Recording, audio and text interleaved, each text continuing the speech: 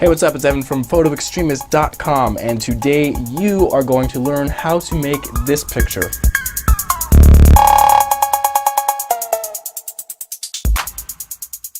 Now, how do we make something like that? Well, what we're going to be using is this little guy. This is called steel wool. And it is basically steel in wool form.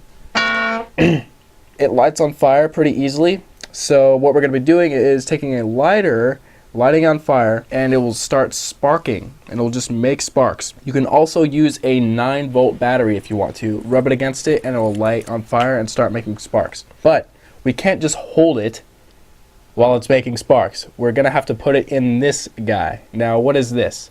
This is a whisk that you can get at a thrift store for about 50 cents. And then we're going to attach it to a cable.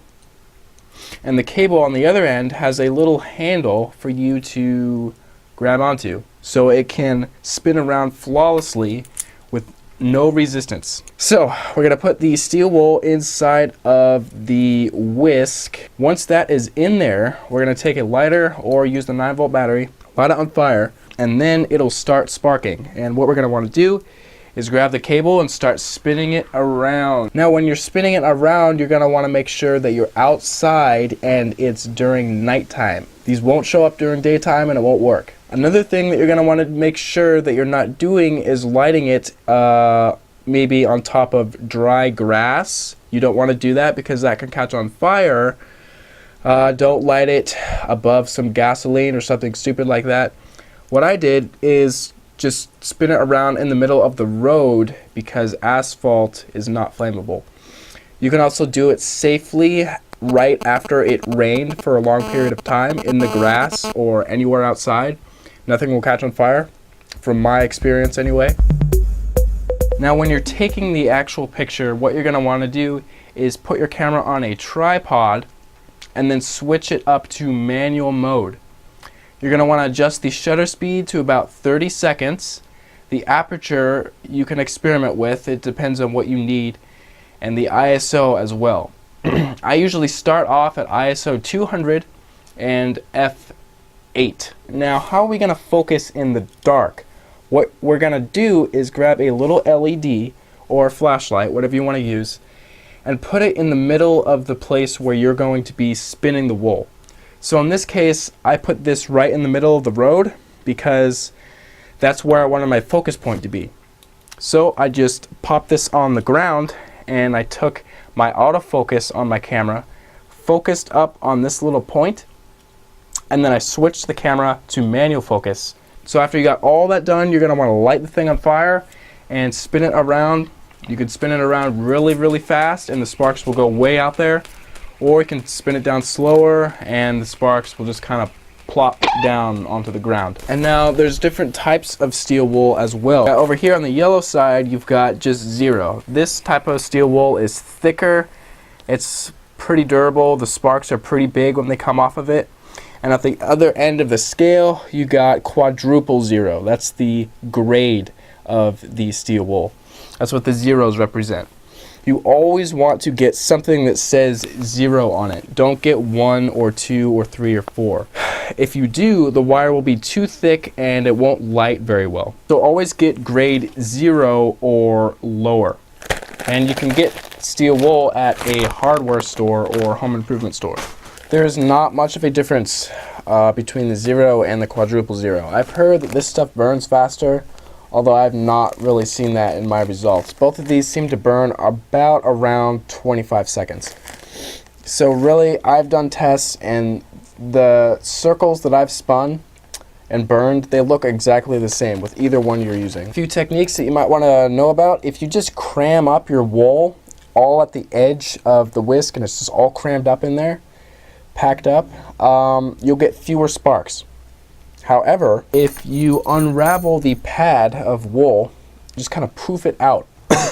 Yeah, just kind of poof it out like that, and just kind of expand it and make it all poofy. Now, after you're done putting it in the whisk, all separated and poofed up, when you burn it, it'll burn with more sparks. This is because more oxygen is being allowed through the wool. Okay, safety precautions. Wear a hoodie or a hat to protect your hair from catching on fire. Wear long sleeves on your legs as well. Also, if you want to, use gloves. Goggles are a good idea as well. And having a fire extinguisher nearby is also a good idea. I've spun steel wool before, and when I thought it was all done, I walked away to get a new steel wool. And then when I came back, I noticed that the grass on the edge of the road was caught on fire. So I had to go over there and jump on it. Stuff like that can happen, so it's a good idea to have a fire extinguisher nearby. The location of where you spin the wool should always be considered when you're taking your photo. Some really cool locations I like are the beach. This is kind of bad though because it causes a lot of attention when you're spinning this around. And it also causes cops attention, and I got kicked out. So you might want to keep that in mind. Tunnels and underground structures are really cool because you can spin the wool and it hits the walls of all the structures. So it's like this plane or panel of sparks just kind of going across the building. You could do it outside on the grass, but only after it has been done raining for a long period of time. And in the middle of the road is pretty safe. I've done it so many times in the middle of the road. But always make sure you wait like maybe, I don't know, 5 minutes after you leave the location, because a little spark could land on a little piece of grass and in a few minutes it could just burn up and cause a very large fire. So you do not want to be responsible for that.